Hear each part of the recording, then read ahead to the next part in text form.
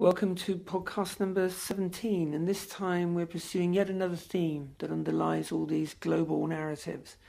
And this, again, for those who have not dropped in on earlier ones, is about the emotional underpinning of narrative work. Not so much what we see in terms of story and character, but what the connection is between those elements of a narrative and the audience. And in particular, we're looking at the emotional core of a work. And this week I want to look at the pursuit of love. Now, on the surface, this seems to be one of the easiest things to actually work out and to follow. However, when one reads scripts or watches films that don't quite work, you can realise quite quickly how easy it is to confuse the pursuit of love with a romance story, for instance, which is taking part on some other theme. So this is the first thing we need to clarify. Just because you've actually got a romance story somewhere in the plot of a narrative does not therefore turn that narrative into a thematically love-driven narrative.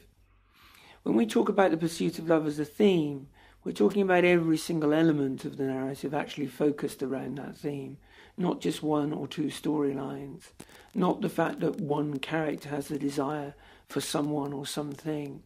What we're talking about, in fact, is the whole narrative is consumed with the idea that one person or one object or one entity is actually in pursuit of love in some way, shape or form. Now, how does this pan out in reality? Well, in genre terms, there's lots of differences, and we'll come on to those in much more detail when we look at genre later on in this series. But the fact that within genre one can talk about tragic love, dramatic love, and comedic love gives you some idea of the range of emotions that the pursuit of love is actually capable of capturing within a narrative.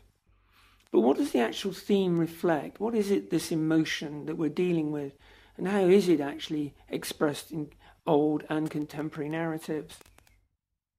Well, first off, where does it come from?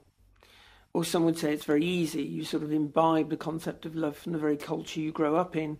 It's mentioned all the time. Everybody's written about it. We now watch umpteen TV series, web moments, and obviously feature films that contain concerns for love. That really doesn't answer the question. The fact that one is surrounded by it merely expresses the fact that the theme is powerful and that all cultures have used it. But it must relate much deeper than that into the individual human being for any narrative to really work for them. And at this level, I believe the desire for love, and therefore the pursuit of it, actually stems from the idea that we are ultimately all alone. It's a very threatening idea in the first instance. Most people can remember at some point in their childhood a moment when they realised actually they were alone. They may have parents, they may have siblings, they may have friends, they may have people who are looking after them. But actually, there's a moment there when you realise you're not them, you're just yourself. And you are actually alone in quite a big, or in some cases, small universe. And the question then becomes, well, what do you do with that sense of loneliness? How do you actually deal with it? How do you actually bridge the gap between you and other people or other things? And this is where the pursuit of love comes in. It captures this desire, this feeling that one is alone and doesn't want to be, and seriously wants to connect at some level with another human being.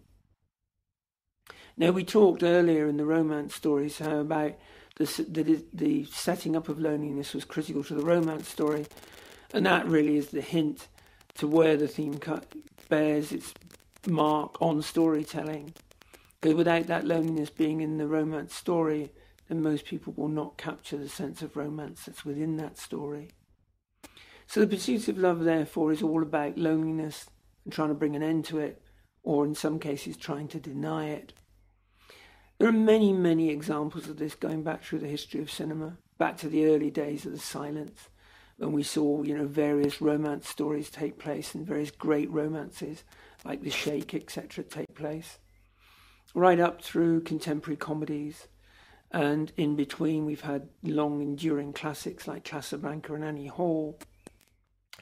Now, the pursuit of love, therefore, embraces all forms of love. It can even be love in denial.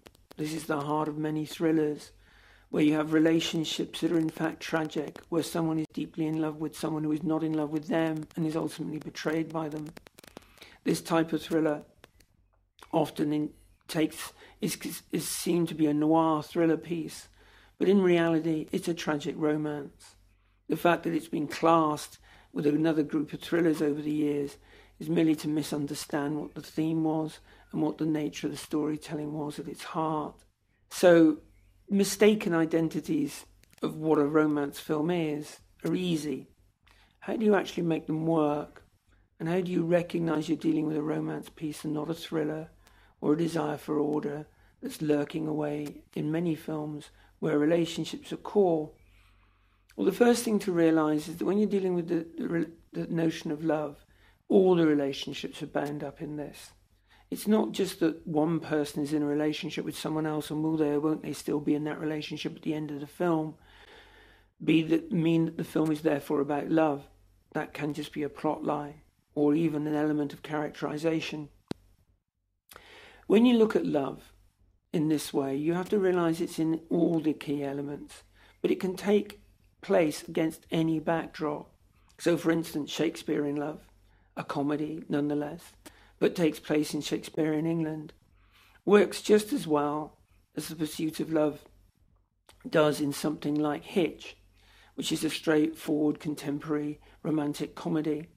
But what you'll notice about both of these films is that love plays its part at all levels. It's not just a strand, it's actually the core of the work. And this is equally true when we come to the big dramatic romances, whether these range from the tragic, things like Raise the Red Lantern, or whether or not we're actually dealing with the more dramatic and things like Australia and so on, where you've got love against a great big backdrop. In this sense, it's all crucial to the idea that every single character, every single plot line expresses the theme. And this is the easiest way to know whether or not you're really actually inviting the audience to confront their loneliness and how ultimately, through finding someone or something, they will be able to reconcile themselves with the fact that they are alone, but somehow they still connect with the world and the other people that are in it.